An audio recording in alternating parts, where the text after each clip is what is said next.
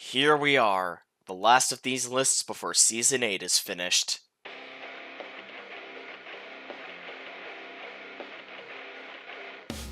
After Seasons 5 and 6 were absolutely incredible, Season 7 decided to shake things up a little, increasing the episode count from 16 to 21, while decreasing the wait time between episodes from 3 weeks to 2, but adding a mid-season break right down the middle, complete with a mid-season finale.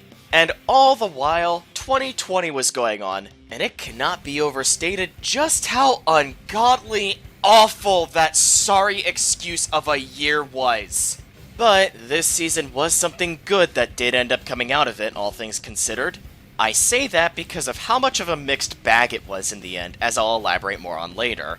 There are a few things I'll say right now, though, like how I did feel that the first half was consistent in quality for the most part, but the second half, however, was an absolute wild card with how much it kept going up and down in quality all throughout. It was a good season overall. We did get mostly good episodes, including some that I consider to be among my all-time favorites, but there's also some episodes that were hard to believe came out of a team that was doing so well in the previous two seasons. Still, coming off of Season 6, this being a roller coaster made it particularly easy for me to figure out the placements for each episode since I already had a basic idea on which would go where.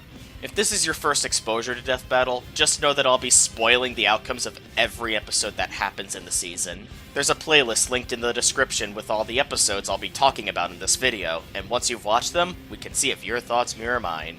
If you are familiar with the season already, just know that this is not ranked objectively worst to best, but rather my least favorite to favorite. With that out of the way, let's get started.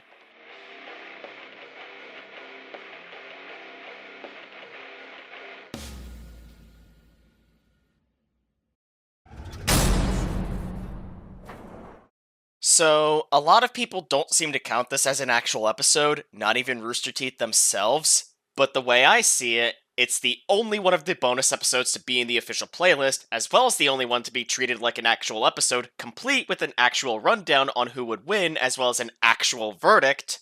Yeah, I'm counting it.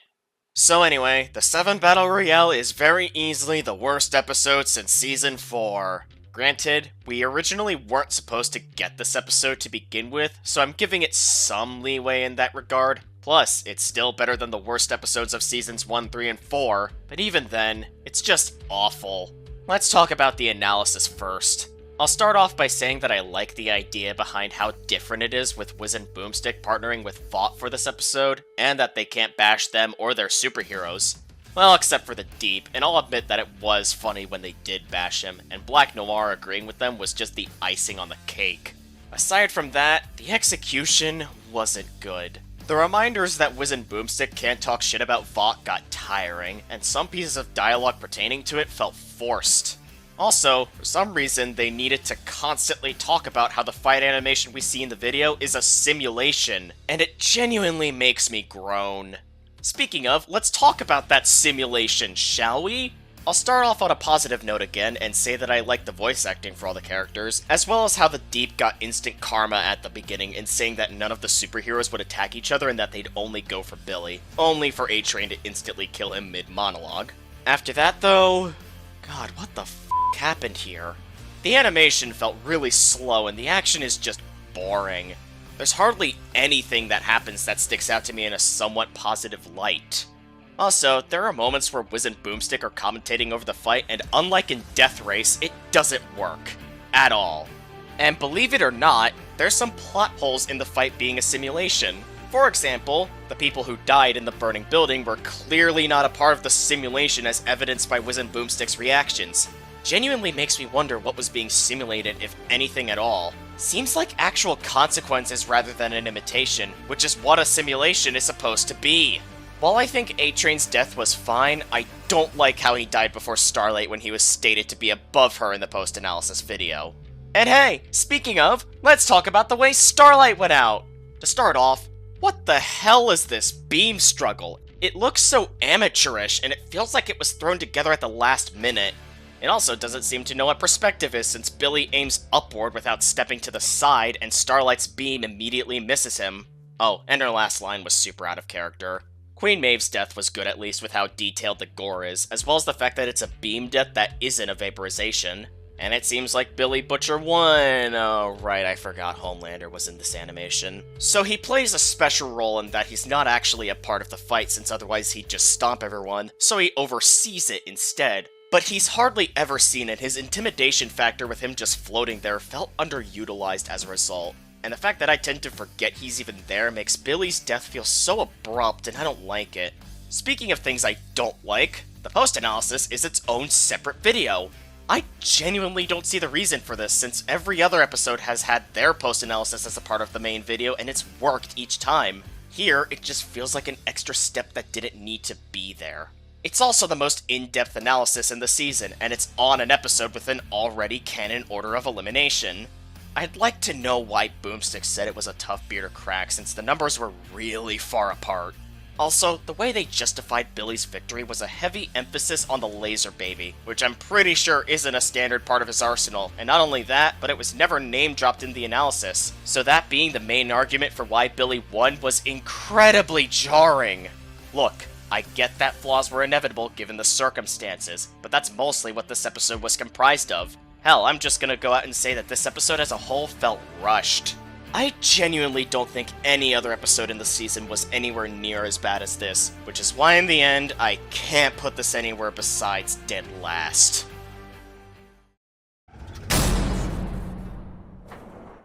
If you'd rather not count the 7 Battle Royale as an actual episode, then I suppose you could say that I think this is the worst actual episode of the season.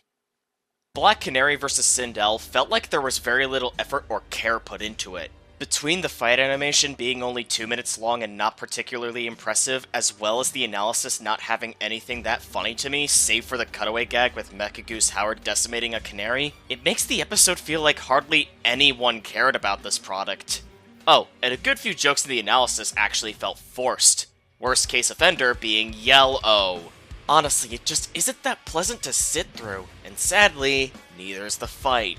I'll give it this, though. They were able to make a Scream battle not annoying, but the trade-off is, it's boring. There's nothing that happens that gets me to care about what's going on, and while Sirens of Combat was a good backing track, it just sounds so generic, so it doesn't help with that aspect either. And it's not even spelled with a K! How do you f*** that up? Plus, it's not like the animation quality is that good either. The problem with it lies mainly with Sindel's sprite. I'll admit that it was better to have used it rather than her Mortal Kombat arcade sprite, since it wouldn't have meshed well with Canary's at all, but even still, nothing about it works in the slightest. The way her hair is animated in some shots just looks uncanny, and sometimes it looks like her eyes are closed with white eyelid paint thanks to the black line that's beneath them sometimes. Makes me wonder why they went with that rather than making a custom sprite like they did before. As for voice acting, Blythe Renee as Black Canary was fine. She did a good job. Caitlin Elizabeth as Sindel, however, sounded like a miscast. Like, she sounded like someone who thought making her voice sound deep would automatically make her sound intimidating. Except it doesn't, and it's hard to take seriously. Not like the dialogue is much better to begin with anyway. Aside from the Scooby-Doo meets Fight Club line, which does get a smile out of me every now and then, nothing about it is all that memorable. And again, hard to take seriously at points. The writing has other issues too, like how Dinah reacts more to her leg breaking than her rib cage. What? I mean, compare the damage between the two and consider which part of the body is more important, and you'll see why that's a problem. Also, the death is pretty abrupt, and there's an obvious missed opportunity for a death related to screams, given that's the main connection. It's just a decapitation that just sort of happens, and it's not even animated that well. Like, what exactly were Dinah's movements when decapitating Sindel after punching through her mouth? I did like her saying fatality though, but it doesn't save the episode from being bad. Again, it feels like hardly anyone who worked on this cared to put in the extra effort to make it better than it ended up being. What more can I really say about this one?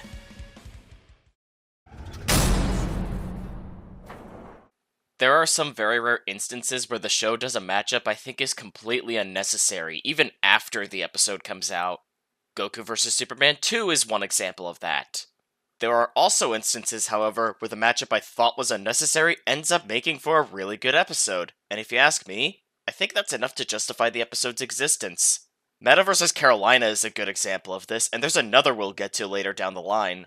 If you want another example of the former, look no further than Batgirl vs. Spider-Gwen. Genuinely asking here, did a single person who watched Batman vs. Spider-Man think Batgirl stood a fighting chance? Gwen was no match for her stellar intelligence, which made this pretty close. No, it didn't. Seriously, that's not how that works. Honestly, this had the most obvious verdict in the season by far, and it was the only one that was so obvious it was painful. Doesn't help that the episode itself was also pretty bad. Though, I'll admit that I don't think this is awful by any means, like a lot of people will tell you. For things the episode has going for it, the analysis has some genuinely impressive editing. Seriously, Nick Kramer is an editing god, being able to bring these comic book panels to life, which makes me happy he came back after 2.5 years of being absent. As for the jokes, I sadly can't say I laughed at any of them. But there is this cutaway gag that's pretty funny though. The fight animation though, I mean, it wasn't all bad. There are some genuinely good moments sprinkled in, like the characters going in from the aspect ratio. Those were some cool shots. Aside from that, the action was boring. Doesn't help that a good chunk of the movements throughout felt super stiff, especially that walk cycle at the beginning, and Batgirl's model in general wasn't very pleasant to look at. At least Gwen looked fine, and I hear her model was custom made. They did a pretty good job with it. The writing has some issues too, like how Batgirl threw her batarangs at where Gwen was standing after she turned invisible, as well as Gwen not dropping the batarang and letting it explode in her hand. Why? On top of that, the animation has some really bad attention to detail. For example, in this shot, Batgirl only throws 2 batarangs, but in the next shot, a 3rd batarang materializes. And that should have changed Gwen's trajectory, but she flies toward the camera anyway, so what was the point of the 3rd batarang? Also, Webbed Wings might be one of the most unmemorable original tracks in the show's history. It sounds so repetitive with how much it just loves using Danny Elfman's Batman theme. Apparently Spider-Man's theme from Spider-Verse can also be heard here according to the Death Battle wiki, and I'll admit that I'm not too familiar with Spider-Verse's soundtrack, but from what I can tell, it's drowned out by the Elfman theme anyway. It's also nowhere near as iconic as, say, Spider-Man's 60s theme. Seriously, the track as it is just sounds wrong to me. For things that sound right though, I think the voice acting from Shara Kirby and Susie Young as Batgirl and Gwen respectively was very good and fitting for the characters. And then we come to the ending, which feels like they couldn't figure out how to kill Batgirl, so they just shoehorned parts of various ideas into the script and acted like they would all work together. Like, the scene where Gwen shot a web at Batgirl's leg accomplished nothing as far as I'm concerned, and then there's also Batgirl's right hand being stuck to her waist getting unstuck with no explanation. Why is Batgirl able to rip apart Gwen's spider silk with ease when it's supposed to be stronger than steel? It also feels like the gavel and grappling hook were meant to be in 2 separate endings. Having Gwen dodge the gavel made it look like she was gonna go for the kill afterwards, but then they had to include the grappling hook, which didn't feel like it was needed since the gavel was dodged with ease. The whole thing just felt very incoherent. At least the actual kill move is fine, and Batgirl's pupilless expression is actually kinda terrifying. But it sadly doesn't save the ending or the episode from being bad.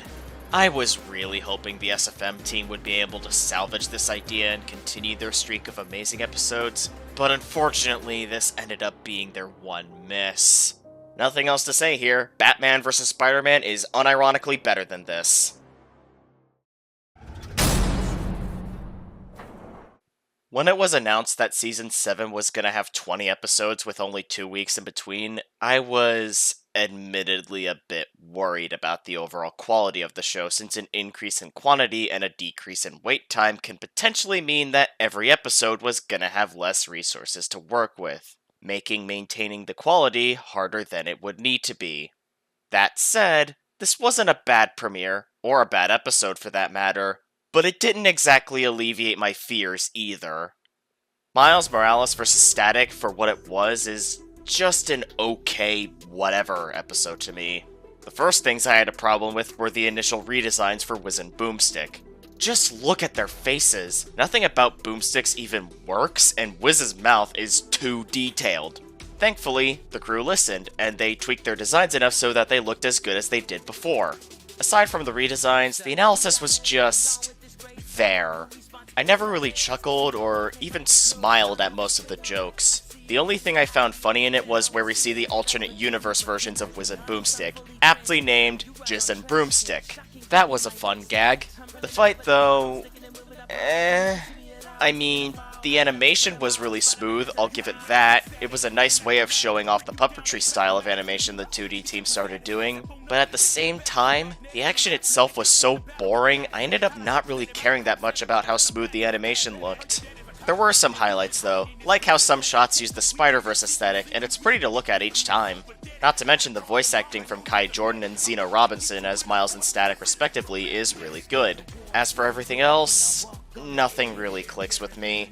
The death had some pretty good visuals, but in the end it was lame and unsatisfying as all hell. And the fight track? Oh boy. There are tracks like Devil of the Night and Goodbye Chimichanga that are great as backing tracks, but pretty meh on their own. What's Up Danger, on the other hand, manages to have the opposite problem. It's a banger song, sure, but as a backing track, it doesn't work. It sounds so low energy all throughout, and in places it really shouldn't be. Like right here where Miles pushes away all the vents and everything that happens afterwards. The instruments are too quiet to feel appropriate for what's going on. But as a solo track, however, it's a genuinely great song. One that I've listened to on repeat, in fact. So, yeah, this was not a good way to kick off the season. It definitely could have been worse for sure, but at the same time, there's so much room for improvement.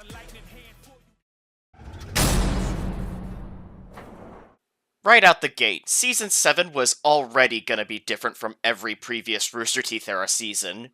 I've already mentioned its episode count at the time between each episode, but the most different thing about it is that there would be an intentional break right in the middle of the season, complete with an episode that would be given the title of Mid-Season Finale. Which makes it sound like it would be a good final hurrah for the first half of the season, but it was actually more of a whimper if you ask me. Considering the type of matchup She-Ra vs. Wonder Woman is, and its placement on the season list, there really should have been no reason for it to be this flawed. Granted, I don't think it's a bad episode, but just an okay one. Starting with the analysis, there's really not much to say. I liked seeing the host get flabbergasted by some of She-Ra's feats at least, even if it wasn't as entertaining as in He-Man vs. Lion-O. And that's about it. Other than that, it was an analysis.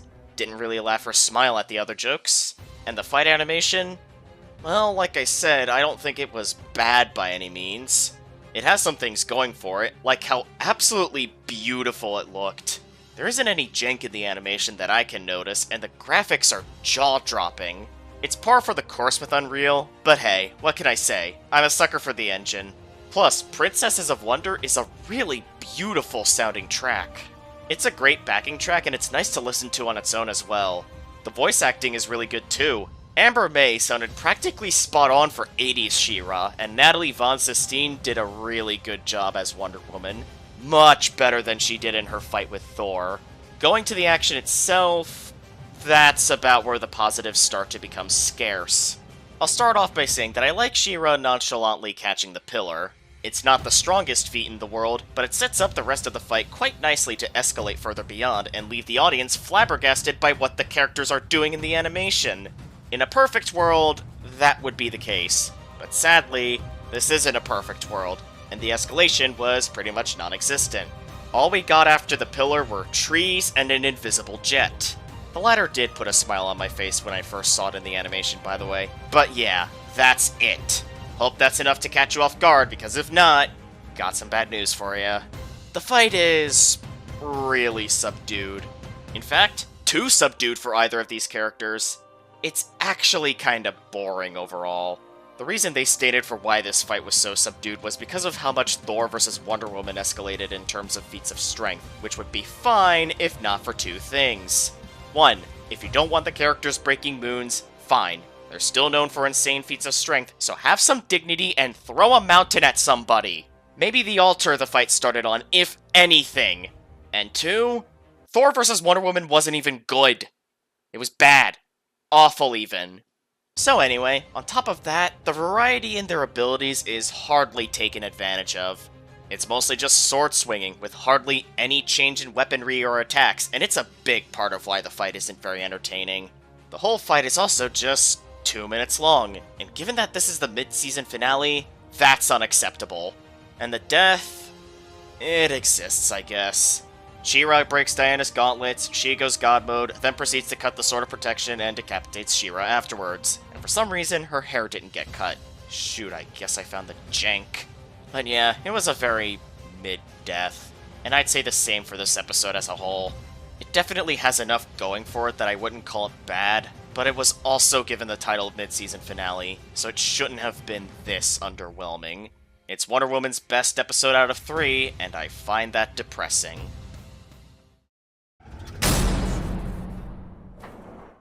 Oh look! It's the season's obligatory forgettable episode! Leonardo vs. Red Ranger Jason is the, yup, this episode definitely happened, of the season to me. The analysis, once again, didn't have any jokes I liked, but I did get a chuckle out of, Who picked out the other turtle's weapon? Aside from that, it's honestly just there. Same with the fight animation. I did like how it went for a 16-bit style with the sound design and the battle track, and obviously, the sprites themselves. Too bad the action itself isn't very engaging, and too bad it's only 2 minutes long. Although, again, credit where it's due, most of the effects are very flashy, and to an extent, it does make the fight look visually cool at times, but even with that, I can't get myself to care about anything that's going on. A big reason for this is the fight track, Teenage Morphin Ninja Power. I know I just said that I like how it helps with the arcade style with it being a chiptune rock piece that sounds like it came out of the 90s, but at the same time, it just sounds so boring, and honestly feels like another song that's better as a solo track than it was a backing track, even if it's not by much. There's also some things visually that I don't care for, like Jason's sprite before morphing, and how 2 of his hand-drawn shots don't work, and the way they were animated just feels wrong. The voice performances from John Allen and Alejandro Saab as Leo and Jason respectively were really good though, and I'd say the same for the dialogue, even if it's cheesy at times, namely where Jason's blade pun is concerned, but it's the 90s cheese, which fits these characters, so can't say I'll really have it any other way. I also like the death. The final clash was nice, and the cheap-looking explosions fit here quite nicely, given that's how every Power Rangers villain goes out, since otherwise it would defy all logic. If there's one thing I don't like, it's that Leo's blood seeping towards the sewers was honestly pretty disturbing to me, and not in a good way, even as someone who never really grew up with the Ninja Turtles. I also just don't think it was really needed. I don't know. This episode as a whole feels like it just exists, and easy to forget about. Moving on.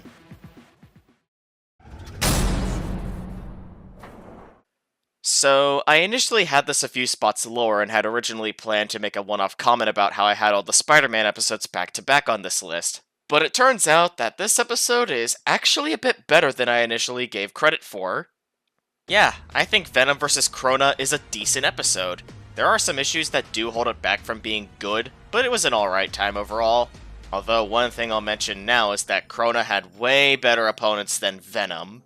Like, they had many good options to choose from, and, well, it could have been worse. They could have put them against Carnage for whatever reason. But that said, Venom's not much better. He was also yet another fucking comic book character in the season. And yes, I'll be talking about the comic book oversaturation later down the line. So anyway, starting with the analysis, just as the one in Venom vs. Bane focused more on Eddie's backstory, the one here focuses more on the Venom symbiote's backstory. Makes for a nice contrast. As for jokes, didn't care for any of them, and I hate Boomstick saying, Are we sure this episode is rated E for everyone, or do we need to start blurring stuff? Nothing about that line sits well with me, and mind you, I wouldn't let it sit with me period, because it's a bad line that doesn't work for this show at all, let alone this episode. Moving on to the fight, and there's some good things to like about it. Madness and Venom is a really good track, both solo and backing. Krona's sprite was very well done, and they were animated very smoothly. And I can actually tell what's going on, unlike in Venom vs. Bane. Well, except for when Venom throws a thing at Krona, and it's hard to make out what it is because of the lighting. But aside from that, it's a glow-up. No pun intended. What's also a glow-up from Venom vs. Bane is that Venom actually feels like Venom, and not some Carnage wannabe. Hell, the filters on Adam Winnick's voice were changed to actually reflect the feel of Venom more. And speaking of, the voice acting was really good here. It's probably because of the aforementioned improvements on Venom, but I felt that Adam's performance here was better than it was in his previous episode. John Van Doren also did a good job as Ragnarok, even if he didn't have a whole lot of material to work with. But holy shit, Sarah Ann Williams stole the show as Krona. The voice she provided was super fitting for them, and her deliveries on some lines gave me chills. For example, watch this exchange here. Your blood. I know. It's black. Good f***ing God. Honestly, that part was the highlight of the fight animation to me. There's other moments I liked too, but it was forgettable otherwise. The aerial fight was honestly a disappointment since I was hoping it would be super fun to watch, but it wasn't. There was so little impact from each hit, and it just felt underwhelming. It's how most of the fight felt, really.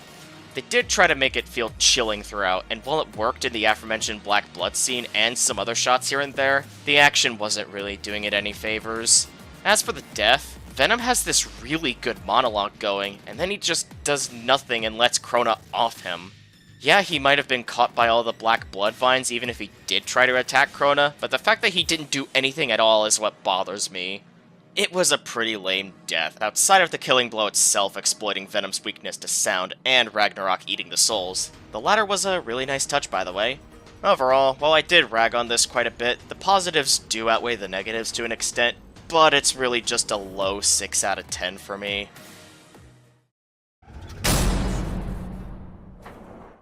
So Rockley walks into a bar and orders some curry. Rockley did not like the curry, so his chef f***ing murders him. Not without a pretty good fight, though.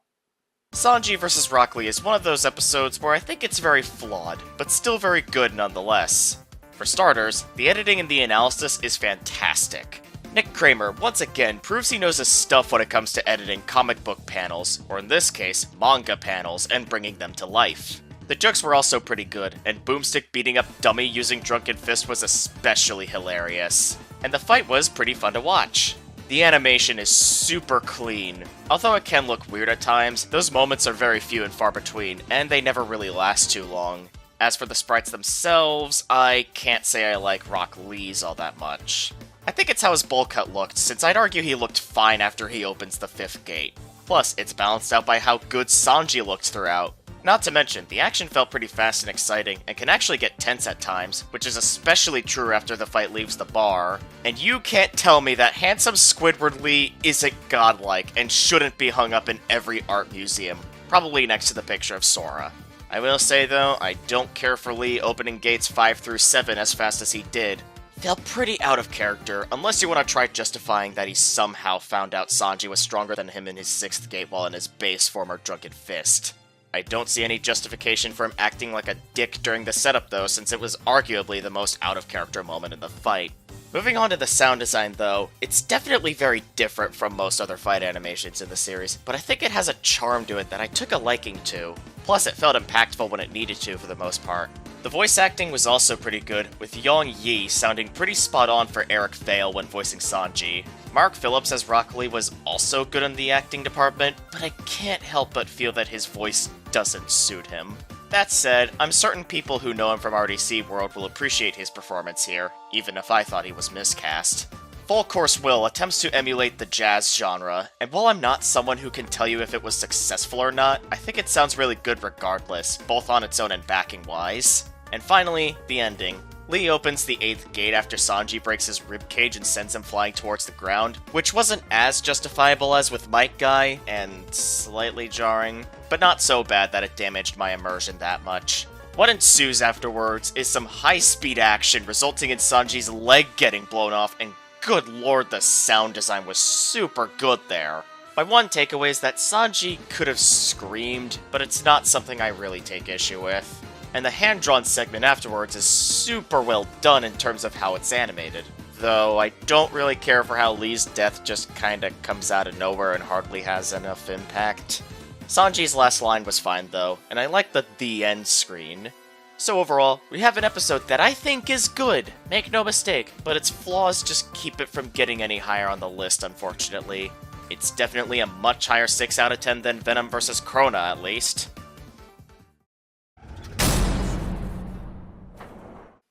Raise your hand if this applies to you.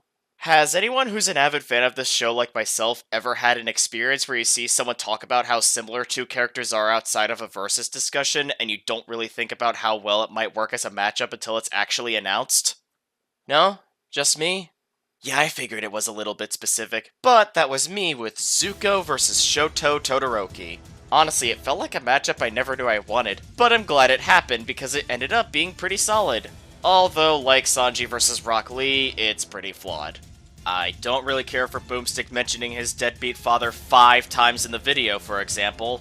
Yeah, even if I'm nowhere near as tired of hearing about Boomstick's dad as most people seem to be, even I can admit that this was a little much. Personally, if I were to change things in the script, I would only keep 2 of the mentions. I'd also get rid of the implications of Wiz having a crush on Zuko, and I don't think I need to explain why. While there's stuff like that do sink the analysis a bit, there's also some jokes I did chuckle at, like Wiz messing up and burning Boomstick instead of Dummy. There's also Boomstick saying this. Hey, you think you can help my back?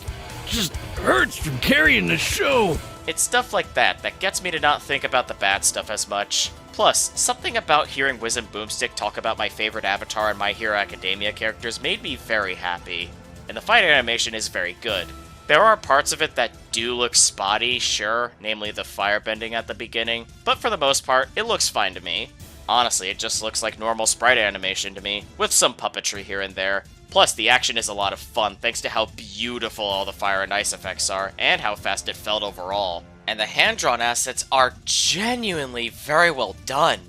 I think they're all among the best hand-drawn assets in the show.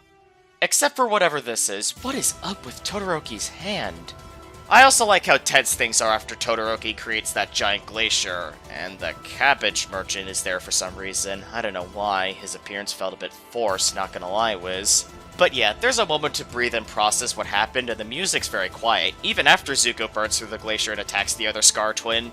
And I suppose now's a good time to talk about the track. I like how Frozen Fire has 2 parts to it, one being heavily Avatar-inspired and the other being My Hero Academia-inspired. It enhances the fight so much, and I remember thinking to myself how cinematic the last minute of the fight felt because of it. That does make it a weird listen on its own though, but both parts sound really nice, even still. The voice acting is also great, with Dante Bosco actually getting to reprise Zuko, and without a pseudonym. And John Van Doren did great as Todoroki as well, sounding pretty close to David Matranga. And the death is genuinely awesome. While Zuko is pinned to the glacier from earlier in the fight, he's not ready to give it up. Or his honor. What ensues is this genuinely amazing shot that's pure f***ing eye candy. And the killing blow felt super impactful. Who cares if the winner was obvious as long as the fight's entertaining and they end as wonderfully as this did? I do wish we got more time to let Zuko's frozen corpse sink in, but that's my only takeaway from it. As for the post-analysis, there are no calculations shown besides how hot their fires are. I suppose it explains Todoroki's victory well enough, but it's still too open to counter-arguments because of the lack of numbers. And considering that everyone and their mother was predicting Zuko dying horribly here, that's saying a lot.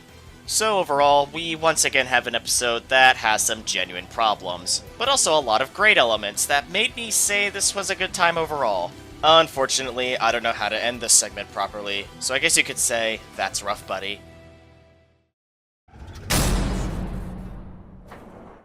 Considering this episode was scheduled to come out before the mid-season finale, I was expecting this to be good, but nothing too groundbreaking.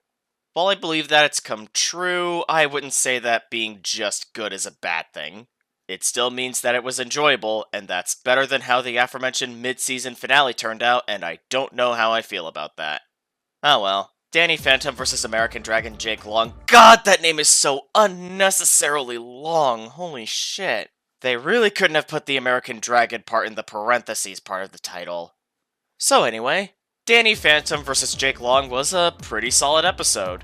The analysis was fun to watch, with Boomstick singing both characters' theme songs, and even getting Wiz to do it at the end of Danny's analysis. That same joke, however, ends with Boomstick saying he's probably gonna do that the whole episode in Jake's analysis, when that's the last time either he or Wiz do it. I feel like their analyses were meant to be swapped.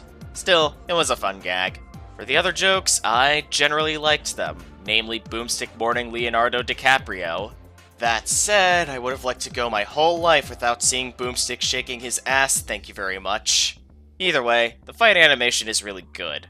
For one, I really like how both sprites looked throughout, even if the mouth movements can look weird at times, namely on Jake.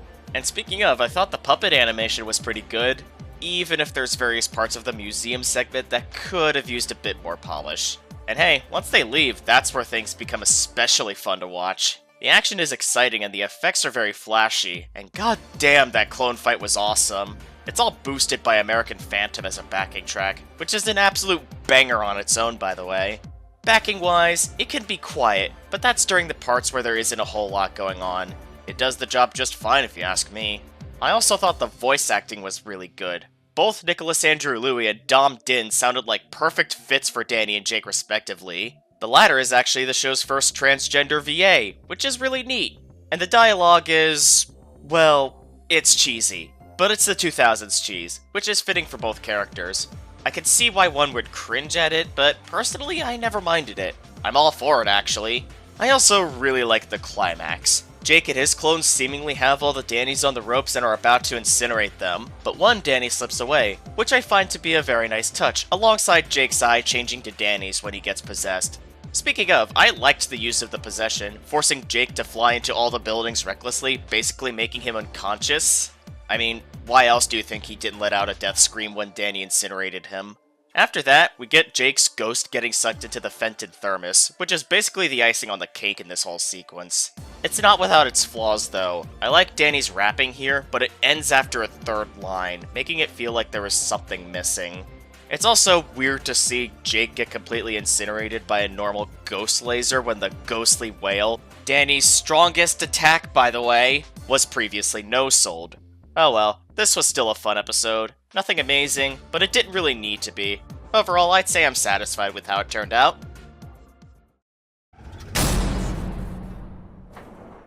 Usually, Death Battle tends to do matchups that are highly requested, but not all the time. You gotta remember that each season has a lot of episodes, so there's bound to be at least one episode that isn't asked for by a lot of people, but something the team wanted to do anyway. It is their show after all, and hey, if the episode in question ends up being good, then I'll be happy they went ahead and did it. And that's how I feel about Red vs. Blue. It was definitely an unorthodox choice from the team, but when it came out, it ended up being an overall good time. Not a great episode, but still. The analysis has some jokes that got a chuckle out of me, those being Caboose being stronger than Goku and the dummy short with the teleporter. Hell, we actually get a conclusion to it in the post-analysis, and it was nice. Then we get to the fight animation. Admittedly, it started out rough, if only because of the voice acting on the blue team. They all sounded off for being voiced by their official voice actors, with the exception of Caboose. Once they left, however, they actually sounded fine. Hell, overall, I think Michael Malconian did really well for his first time voicing Caboose. Most of his dialogue and how it's delivered cracks me up. Seriously, I think I want to live by his words now and take my flag outside when it rains. Too bad I don't own any as of uploading this video. Oh well. Needless to say, the humor in the fight animation was really good, and it's what keeps the first minute of it from being boring. Makes me wish I had the time to actually watch the show. I will say though, while the dialogue excelled in humor, it lacked in balance. Donut only gets one line throughout the entire animation, and Tex and Sheila don't say anything at all. This is the same problem Megazord vs. Voltron had, but it's actually worse, because there, every character at least had 2 unique lines of dialogue. Here though, you could be reasonably mistaken for thinking that Tex and Sheila were actually mute if you were just going off of this episode, when in reality, that's not the case. And while I'm talking about negatives, I'll talk about the deaths I didn't care for. Simmons dies too quickly and his death felt anticlimactic. Griff's was fine, but from what I've gathered, Sarge being happy about it is out of character. The bullet killing everyone who's still alive besides Sarge and Caboose felt lazy and screamed lack of budget, and Sarge's death felt anticlimactic. I did like the callback to Tucker throwing a grenade into the teleporter from earlier in the fight, and how it rained after the fact though.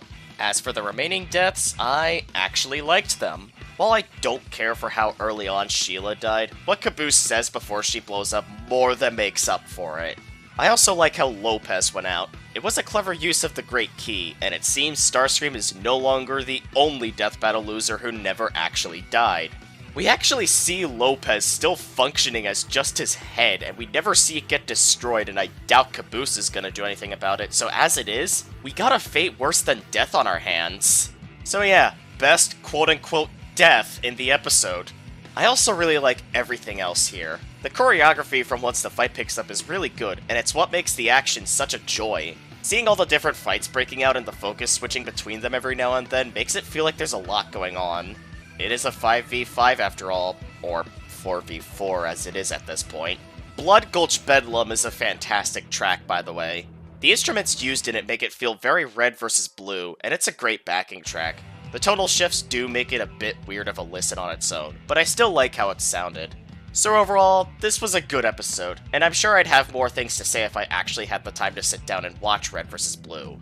Perhaps I'd enjoy this more once I do get around to it, but even then, I doubt this is getting into the top 10.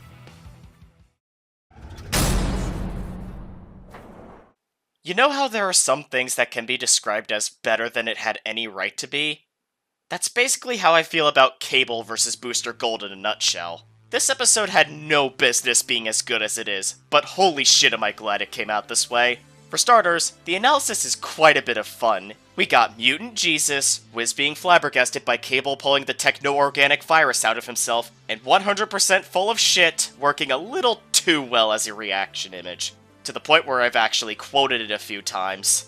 The fight animation is great too. The action is a lot of fun, and the use of time travel ensures there's never a dull moment, and for some reason, it feels a little old school. Like, it feels like it came out of an earlier season, like Season 2. Not that it's a bad thing, far from it actually. Hell, I actually felt a bit of nostalgia for 2015, and now that I think about it, it's probably because of the sprites and how they're animated. Also, the way the characters' personalities bounce off of each other is goddamn entertaining. More than it should be. Seriously, why is it that the gritty badass versus goofy idiot dynamic works so well in this scenario? Plus, the voice acting is fantastic. Dave J. Dixon fits super well into the role of Cable, and did amazingly, and the same applies to Rico Fajardo as Booster Gold. The latter genuinely cracks me up because of how entertaining his personality is. Most of his lines are very amusing, and he even made a sequel to the infamous "Time, huh?" line in the form of, "Oh, hey! I can do that too!" But yeah, he's such a genuine fool, and that makes him fun to listen to. Another fun listen is Days of Booster Past, the fight track. It's more laid back than the typical death battle track, but in spite of that, it works backing-wise, and it's a great listen on its own too. The ending is also really good with how tense things are. Cable tries to mind control Booster, which appears to work as he seemingly turns off his force field. At this point, it looks like Cable has this won, but then his shot dissipates at seemingly nothing, which is where Booster reveals that he gave him the force field, and it proceeds to crush him to death. Not before Cable uses his last moments alive to walk toward Booster and just talk shit about him. That's what makes the death so f***ing good. Plus, the secondary animation on Booster is really good too. I like his expression from when Cable says "golden asshole." He looks like he's heard it before and is just tired of it. Probably why Cable died when he did. This is a genuinely great episode. There are some negatives here though, like how sometimes Booster's lip syncing is non-existent, Cable's mouth looking weird here, and the T-Rex clashing with everything around it. Even still, this is a fun watch I'll happily come back to every now and again. Something I said in my Season 6 list was that the animation teams are really good at what they do, regardless of who actually wins their fights. While I'm not unsure of this episode's verdict this time, in fact, I actually believe it's correct, there was a bit of controversy surrounding it, but there's no denying that the animation was really good. So yeah, Flash vs. Sonic... Okay, I think we can agree on another thing. That title is f***ing atrocious. If you just said Flash vs. Sonic to my face, I'd think of Barry Allen fighting video game Sonic, not who this matchup is actually comprised of. Can't believe I have to haphazardly replace a title twice in the same video.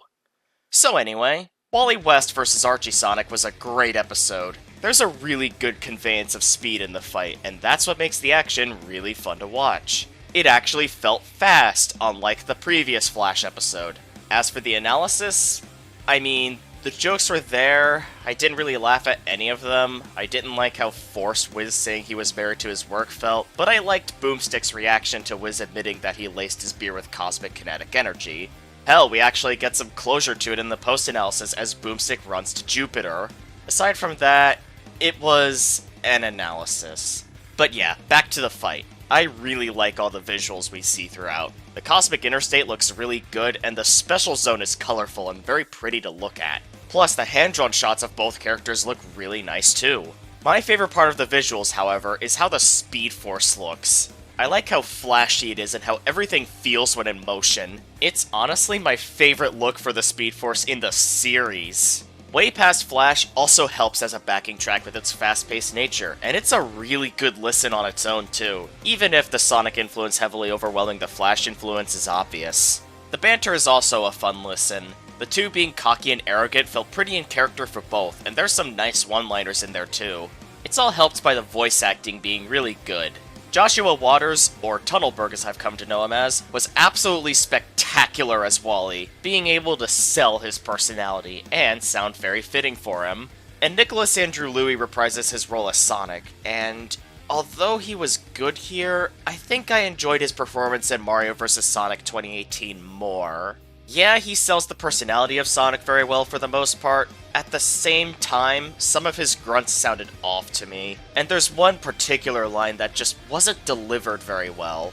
Nice try, but I'm invincible when I'm like this. You've mastered speed, but I've mastered fate, and I wish you gone forever! It kinda sounded like he put on a different voice that just wasn't his Sonic voice. Though to be fair, the line also just doesn't feel like a Sonic line. I did like everything that happened afterwards, though. Wally calling out to his loved ones in desperation really does make it feel like he's been through a lot, and seeing him power through Sonic's Chaos Control laser just looked and felt awesome. Everything afterwards was also so visually cool. Wally's hair igniting with kinetic energy, the Speed Force, and Wally hitting Sonic with the Infinite Mass Punch, and Sonic, as a friend calls it, key mashing, made for a very nice compilation of Easter eggs. That said, the conveyance of Wally going forward in time could have been better. It could actually be a bit confusing as to what's exactly going on. Hell, the fact that there's a pop-up that straight up says what happens in the fight at all tells me that this needed a bit more time in production, especially to make the use of time travel more clear. Even still, I love everything else here a lot. This is a genuinely great episode overall. There's just others I think are better, though.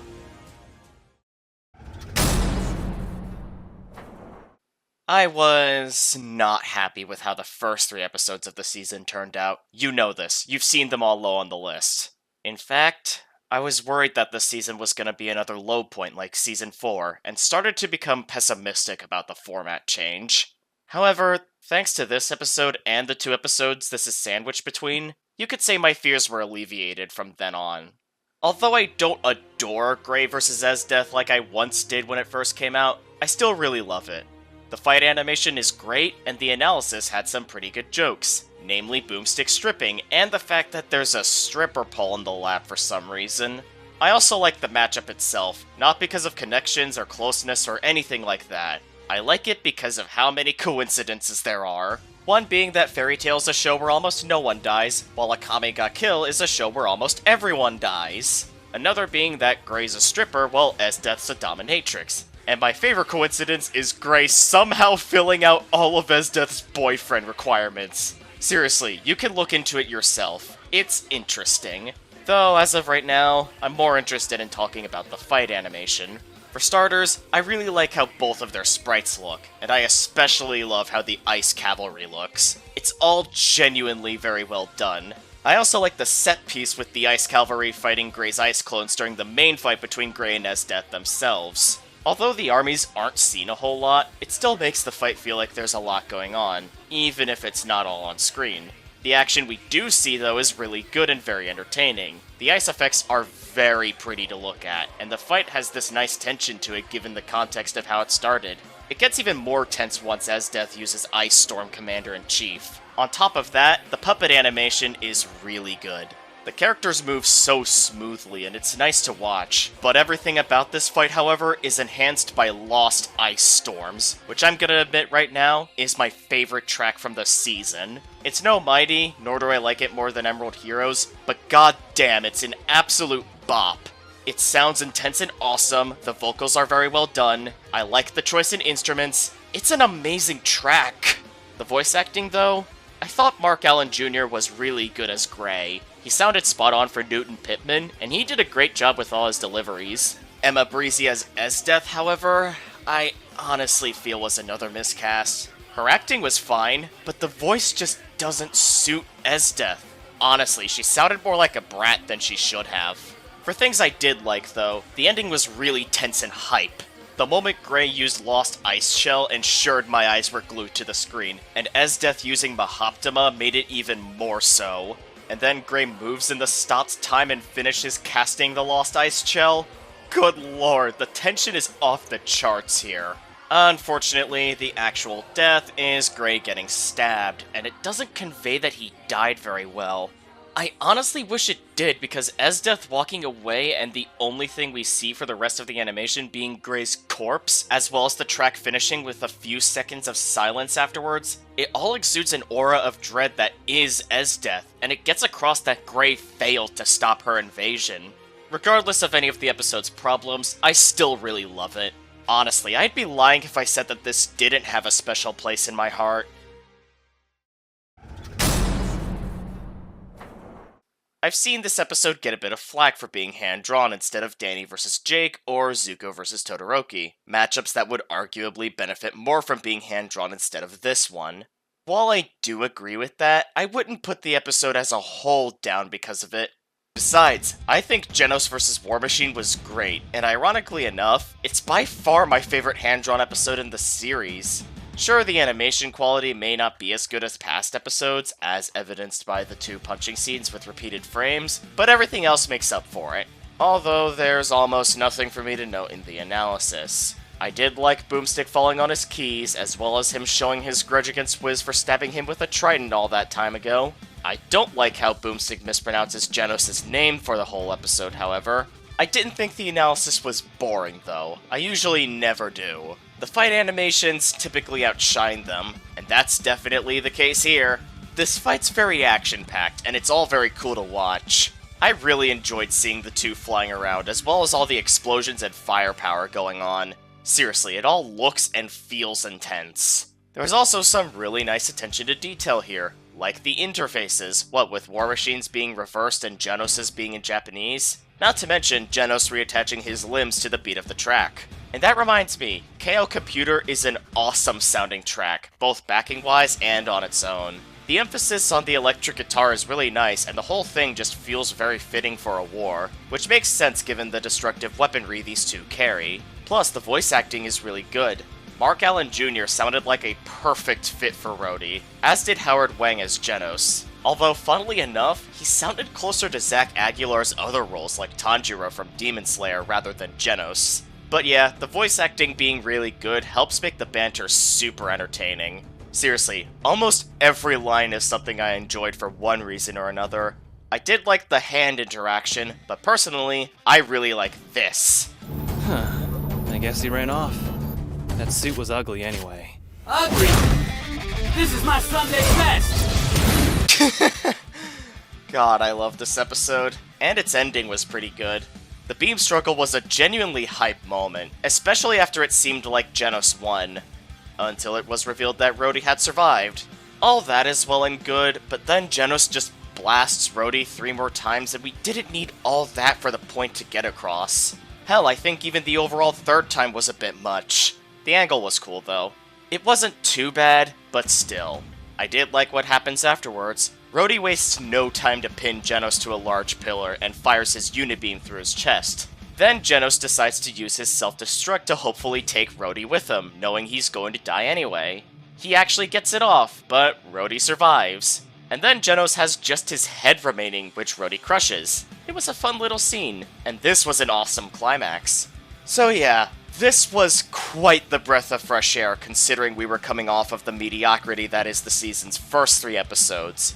I'm really happy the rest of the season continued being good for the most part, even if only 6 episodes were able to top this. I have a funny story about this one. I had some things come up on Halloween Day of 2020, which meant that I couldn't watch this episode the moment it came out. In fact, I couldn't watch it until it was night out. And remember, this was a full moon Halloween, and given that this is a fight between werewolves, it made for some really nice coincidences I was very happy about. And oh god, Saberwolf vs. John Talbane absolutely delivered on being bloody and just overall violent. I do feel that the gore was overhyped, but what's here was still really great. On top of that, a lot of the jokes in the analysis landed for me, especially this. As far as we know, they're just friends. Yeah, and I'm sure the internet could give you 34 good reasons why that's bullshit, Wiz. That line was better than it had any right to be, and the fight animation's great too.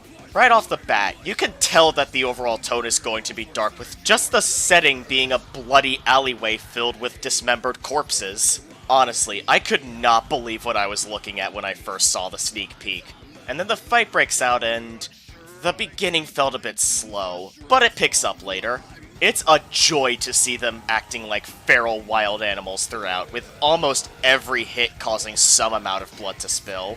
Not to mention, the alleyway being set on fire was a nice set piece that made things feel more intense. And wouldn't you know it, it actually comes into play when Saberwolf uses his fire bats. That scene was especially tense and awesome, and John using the dragon cannon made it even more so. And you gotta love how Saberwolf tries to block it with a corpse. Not a smart move, but it felt in character for a ravenous beast like him.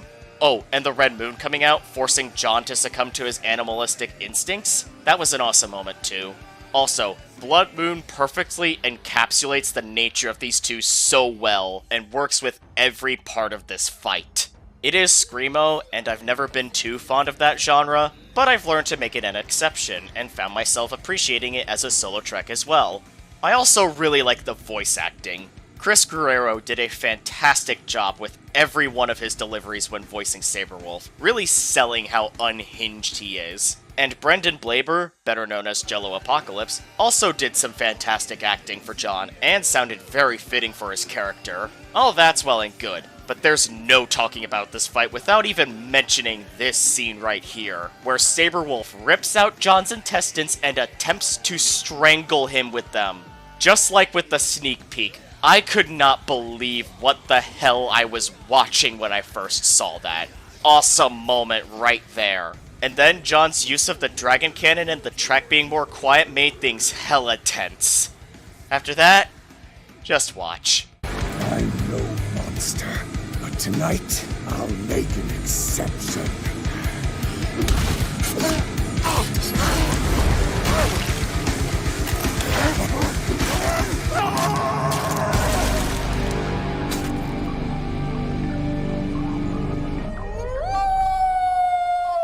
I'm not kidding when I say that this is my favorite death in this season.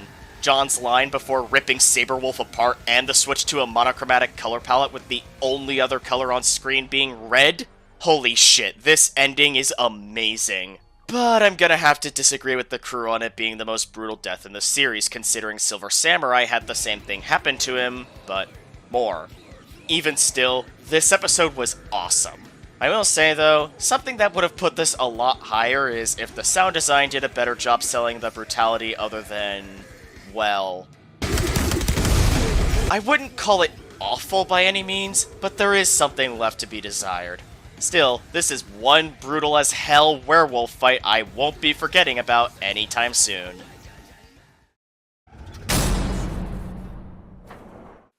You know, I was a bit surprised when I found out how much I really enjoyed this episode. Why?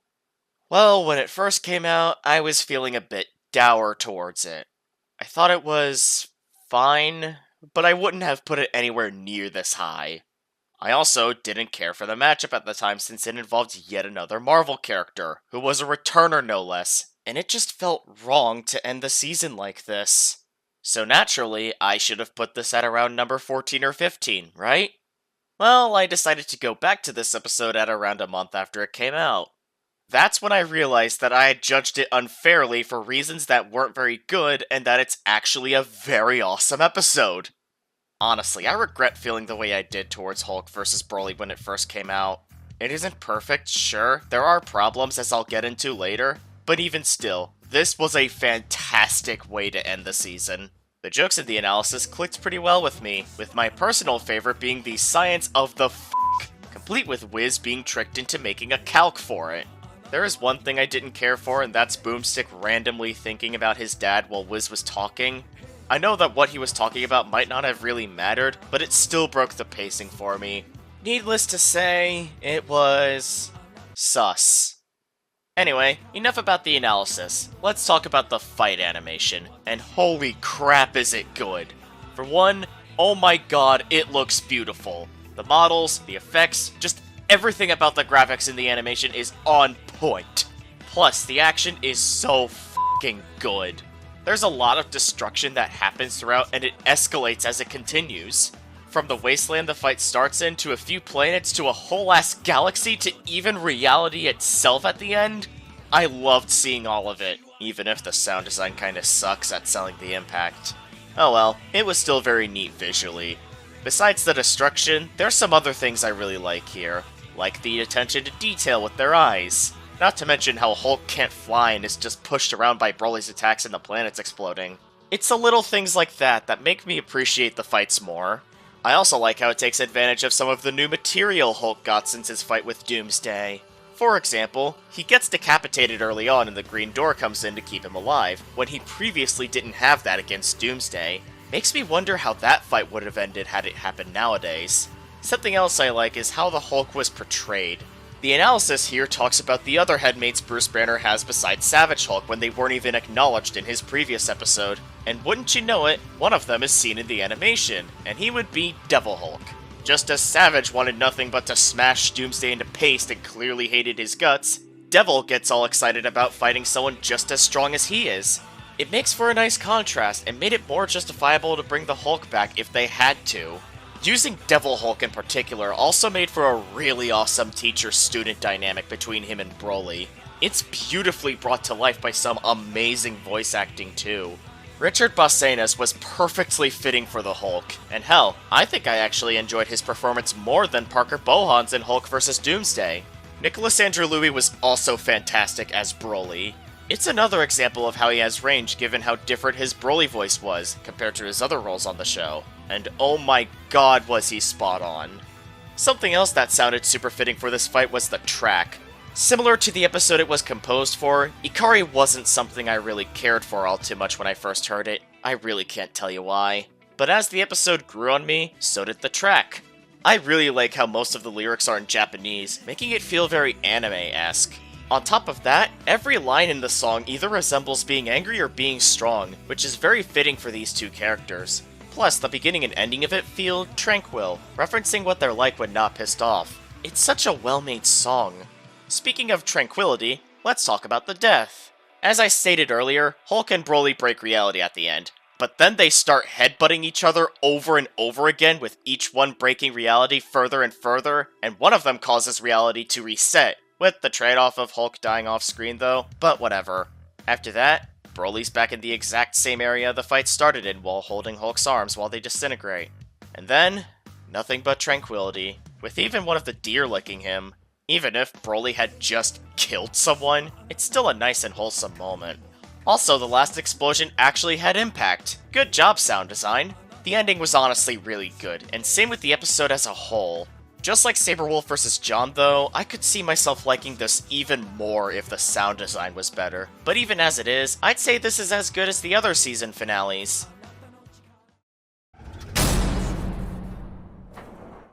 Going back to the whole thing about stuff that's better than they have any right to be, while Cable vs. Booster Gold was certainly a good example of that, I'd argue that Goro vs. Machamp is an even better example. Seriously, why is this episode so amazing? Wait, I'm supposed to be the one answering that question. Right. So the analysis was pretty good. The jokes have tended to make me crack a smile. I didn't laugh at them, but I thought they were good. Though I don't care for how often Boomstick mentions his ex-wife. Granted, 3 times isn't as bad as Zuko vs. Todoroki's 5 dad mentions, but it still felt a bit much. Not to mention the first two overstayed their welcome. Regardless, I quite enjoyed myself watching the analysis overall. And oh my god, the fight animation is awesome. The action is very good, and there's a lot of fun and intense moments. The seismic toss scene and the Machamp dab afterwards, and Goro getting annoyed at Machamp constantly saying his own name is so f***ing great. Also, the hand-drawn shot of Goro breaking Machamp's skull was very well done. Plus, there's some pretty good attention to detail with how Machamp only uses 4 notable moves throughout the whole fight, to reference how Pokemon are only able to know 4 moves at a time. Knock Off, Seismic Toss as I mentioned earlier, Cross Chop, and Dynamic Punch. This is if you don't count Machamp's regular punching as actual moves from Pokemon, which I don't, so there you go. There are a few problems with the animation though. The fight doesn't take advantage of the 4 arms all too well, and Goro's model is noticeably polygonal, but you stop really noticing after a while. Plus, Machamp's model is really good, so that balances it out too. Hell, I've seen some people say that it looked so good that they didn't recognize it was actually custom made for this fight. Moving on to the voice acting though, Lucas Schunemann does an outstanding performance as Goro, and to this day, I still find it very amusing that they casted Keston Howard just to say Machamp over and over again and in many different ways. It's genuinely a big reason why I love this fight so much. Another is the fight track, 4-Fist Death Punch. I really like how it's basically a mashup of a few different songs from Pokemon and Mortal Kombat, and it just sounds really good in general, both on its own and as a backing track. One final thing I like here is the last minute of the fight, where Goro burns Machamp and Guts is activated. It's a very intense and cool sequence overall, and then it gets brutal once they start ripping each other's arms off. Goro is eventually the one who gets completely armless, and after that, Machamp punches him over and over again, and then the aforementioned dynamic punch happens, sending Goro flying in pieces. It was such a f***ing cool ending to such an amazing fight. Also, Machamp fainting at the end with the text is hilarious. So yeah, bottom line, they took a matchup with bare bones connections and an obvious winner, and made it a masterpiece. Seriously, this had no business being as good as it is, but I'm happy it ended up working in the end. Always nice to see an unexpected success. When Nightwing vs. Daredevil happened, my vision for this matchup immediately became clear, in that it had to be in live action. Although I would have been alright if it wasn't. I would have been bummed, sure, but I wasn't feeling too strongly about it. Plus, it'd be understandable. That said though, oh boy am I ever glad they went with my preferred style for this matchup because oh my god, Winter Soldier vs. Red Hood surpasses Nightwing vs. Daredevil in almost every way it possibly could have. I still think the latter fight was great, even if it has some flaws, but this is just on another level. In fact, I feel like covering the negatives first before gushing about it. This scene here has always looked jank to me. The post-analysis is devoid of any calculations, and it sells Bucky's victory worse than Ben vs. House did for Hal. And the death was really abrupt, with it feeling like it came out of nowhere, and there's hardly any time for us to process what just happened before Jason's corpse falls to the ground. Plus, the music makes it seem like he's gonna get back up, but we clearly saw him die, so it just felt jarring. And that's all for negatives. Everything else is amazing. Hot damn, I quite enjoyed myself in the analysis. There's no calculations here either, but there's some good entertainment to go around. Like how great the editing is. Nick Kramer made a great comeback to the death battle scene with this episode, holy shit. Plus, the jokes were really funny. Like the superhero booster pack. Boomstick making his own commercial to advertise killing Wiz by just calling a phone number. And Boomstick snagging the venom away from Wiz and drinking it without listening. They were all great parts of the analysis that got chuckles out of me. Moving on to the fight and... besides everything I listed among the negatives, this is a f***ing masterpiece right here. The choreography and camera work were super good, thus making the action fun to watch. From the gunplay to the hand-to-hand, and especially that knife fight, holy shit. Everything about every one of those segments is amazing. Plus, there's parts of the fight that are very quiet and tense, and combined with the close quarters combat, makes this fight feel very Snake vs. Sam-esque. Now, I don't think this is as good as Snake vs. Sam overall, but seeing as that's my 5th favorite episode of all time, yeah, that was a high bar to clear. Still, this was oozing with passion since it felt like they were pulling out all the stops with this one, and you can even see it in the behind the scenes video on Ismahawk's channel. Not to mention, the costumes look like they could belong on an actual movie set, and the CGI metal arm was especially well done. In fact, I could say the same about all the special effects they added in post, both visuals and sound-wise. Speaking of sound, Red Winter was really good as a backing track and made this fight feel especially cinematic, but it's unfortunately pretty meh on its own. The acting for both characters was also really good, and same for the spot-on impressions Kara Murdock did for Batman and Joker in their brief cameos in the setup and during Jason's crowbar PTSD scene, respectively. The latter, by the way, is super chilling, and in a way that I love, and the same applies to Jason injecting the venom into himself. Between the sounds of his bones cracking and the filter on Tim Neff's voice, as well as his increased strength clearly catching Bucky off guard to the point where he actually gets thrown to the ground in the end, yeah, I love this part. I also love how Jason tries to use one of Bucky's guns against him without knowing about how they explode if anyone besides Bucky tries to use them.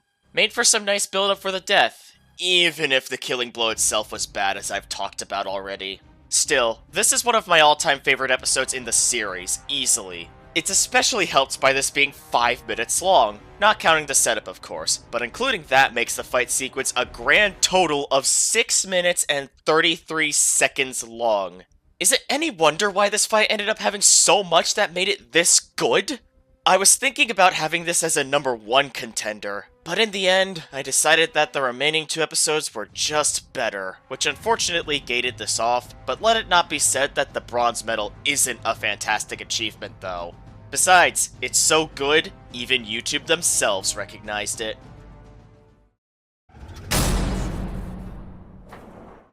Although I pretty much knew what was gonna be number 1 for the longest time, I was open to the idea of coming around to this episode being my favorite in the season as a last-minute surprise. That didn't happen, unfortunately, but still, the fact that I was considering putting this at the top spot at all did mean something. That Obi-Wan Kenobi vs. Kakashi is absolutely phenomenal. It's not just my favorite 3D fight in the season, but also my favorite SFM fight in the series. To start, I love the Star Wars prequel memes, and there's quite a lot of them in the fight and in Obi-Wan's rundown, and every one of them is amusing. I especially loved Boomstick gushing over the high ground. Further talking about the analysis, the other jokes are pretty good too. I like how they referenced I have a bad feeling about this, as well as Boomstick's reaction to Wiz blowing up all his beer. Honestly, the whole episode is a lot of fun, and the thing about the prequel memes in the fight, none of it is forced. Like, if you have no idea what any of the Obi one-liners are, they will all sound like normal dialogue. Stuff like the prequel memes have the potential to feel shoehorned in, and yet they pulled off the astronomical feat of making them all sound natural. It's one of many reasons why this fight is so amazing. As for everything else, let's start with the action. Oh my god, is it fun. Not to mention tense after the high ground versus 100 years of death scene.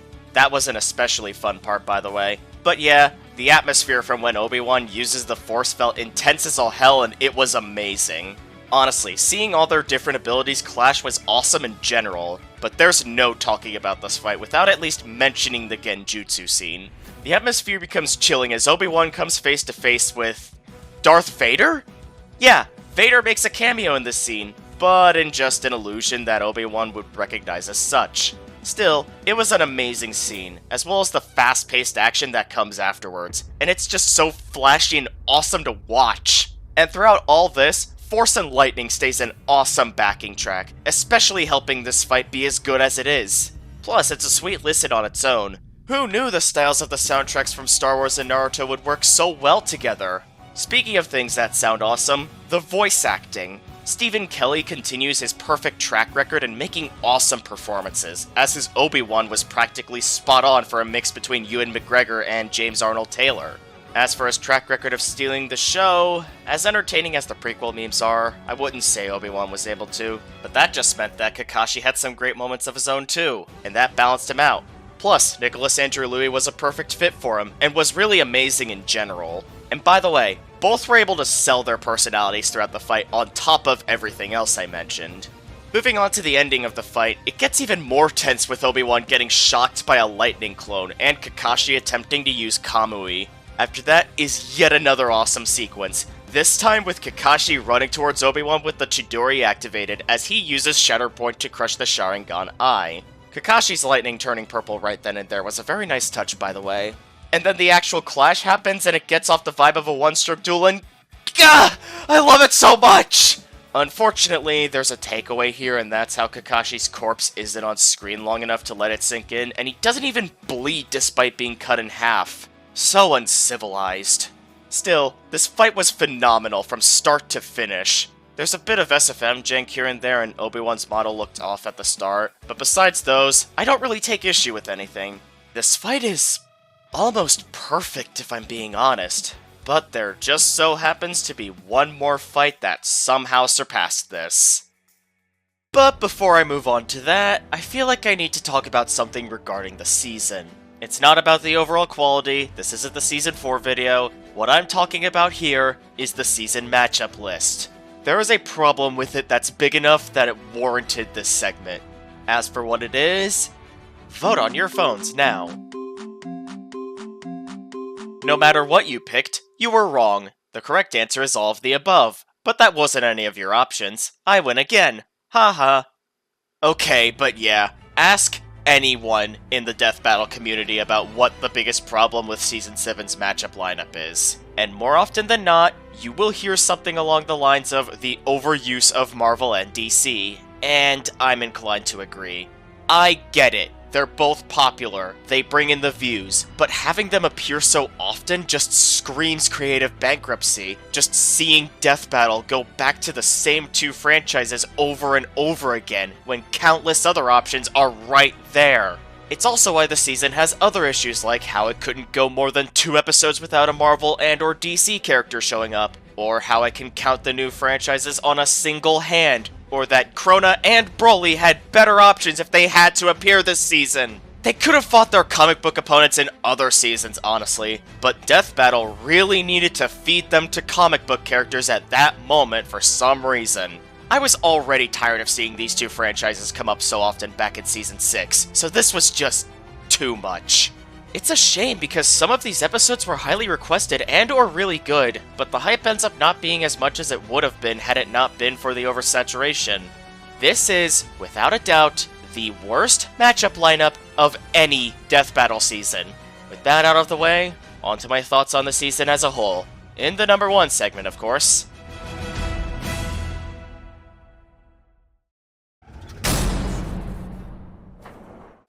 Now, what are my thoughts on Season 7 in terms of quality? It's honestly a step down from the previous 2 seasons, and hell, I even think Season 2 is better. I'll give it this. While the first half of the season started out rough, it eventually got good and stayed that way, even producing some gems, although it sort of fell off at the end. The second half, though, as I stated at the beginning of the video, was a wild card. They seem to have gotten a good streak of good episodes going, maybe getting the occasional gem too, and then out of nowhere they come out with something just meh, or even bad. It didn't feel like there was much of a consistency on the episodes being good. It's possible that the amount of subpar episodes being what it is because of there being 20 episodes and a 2-week difference in between, since that sort of thing typically means the overall quality of the show would be diminished. That, and also the pandemic, but that was understandable. But anyway, I didn't really start calling episodes good until number 14, which you may recall was also the case for my lists for seasons 5 and 6. And that tells me that if you were to remove everything below number 16 from the season entirely, I'd think of this as a much better season. Even as it is, though, a lot of the episodes ended up great, and its gems were incredible, and one of them happens to be my favorite Sprite episode in the series, and my 6th favorite episode overall. It brought the season back from its mid-season break with a bang, and just like Dante vs. Bayonetta did for Season 3, set the bar really high. In fact, too high for the rest of the season to surpass. Still, I adore this episode, and that's why it's, in my eyes at least, the best episode of Season 7.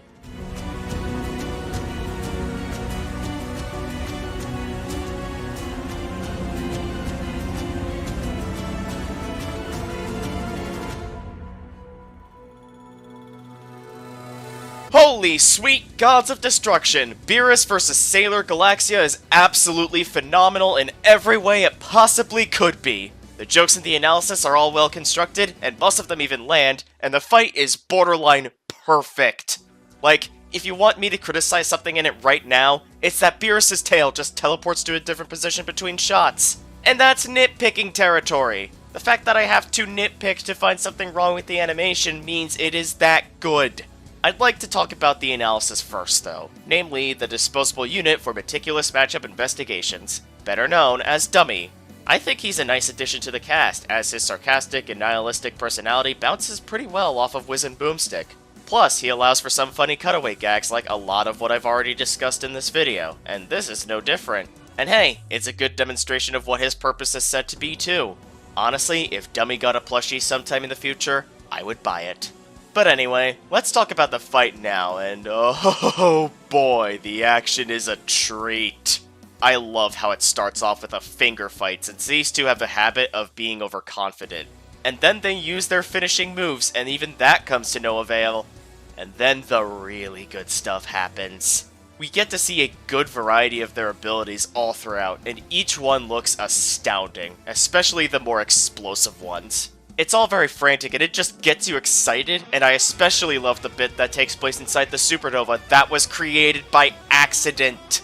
Not to mention, the sound design makes sure you're feeling the impact of nearly everything that's going on. The fight track helps with it too. Gods of Destruction is a very intimidating sounding track, not to mention chaotic, and it works phenomenally for a setting where these two do battle. It's just as amazing on its own, and God, I love those choirs! It's my second favorite track in the season, by the way. The voice acting is also fantastic. Both River Canoff and Blythe Renee were amazing at selling the arrogance of Beerus and Galaxia respectively, as well as their other personality traits. It helps that they had some great material to work with, as the characters' personalities bouncing off each other was really entertaining, even if Beerus kinda stole the show. He did say this, after all. Though you have chosen death. I also love the different reactions the two have when landing on different planets. Galaxia forces all the Twilighters on her planet to bow before her, while Beerus just blows his up without a second thought. It's great, don't have anything else to say. What I also found great was how their clash afterwards causes Galaxia's planet to blow up, as well as turn the supernova from earlier into a black hole. That's what makes the climax of the fight for me. They're less concerned about the black hole in their vicinity than they are about killing each other, and when Galaxia tries to take advantage of it by throwing Beerus in its direction, that's where things get tense. The Ultra Instinct bit that follows is awesome. You lack the instinct. Is my favorite line in the season. It sounds so in character for Beerus, and it's just an awesome line in general. Then the death happens where Galaxia takes away Beerus' starseed. Ha! Just kidding! He could resist that. And now it's Beerus' turn to use the black hole to his advantage by shooting a laser and then putting more ki into it, and that blasts Galaxia apart and her remains then get sucked into the black hole. My god, that was an amazing death. And need I talk about Beerus' dialogue before killing her? Now you're catching on. I am the impossible! It's just another example of how Beerus is just a cool character to listen to. Hey, speaking of, I like how in the post-analysis, Boomstick realizes that Beerus and his companions are named after alcohol. Just another little thing to add to why I adore this episode so much. I didn't think Ryu vs. Scorpion or Johnny Cage vs. Captain Falcon could be topped as my favorite 2D episodes in the series, but this one managed to do it. With its amazing action, voice acting, animation, sound design, basically being nearly perfect in general, it's what made this my favorite episode of Season 7. So with that, the list is done, and not counting Season 1, it seems like I'm all out of Death Battle seasons to talk about. At least until Season 8 finishes, and that seems to be happening not too long from now. If I had to make an estimate for when I'd get my list for that season out, I'd say sometime in February, but that is subject to change. There were some bumps along the road when I was making these videos, but overall, it was a lot of fun, and it's nice to see that as of uploading this, my Season 6 list in particular has over 2.6k views. Wow! I'll admit that I wasn't really expecting the algorithm to favor me that much at all, but I'm happy it did, and I'm happy you guys seem to be enjoying my videos. I guess I gotta think of some other ideas for videos to make after the Season 8 list now, but before that point, Leave a like if you enjoyed, comment, subscribe, all that stuff. Until then,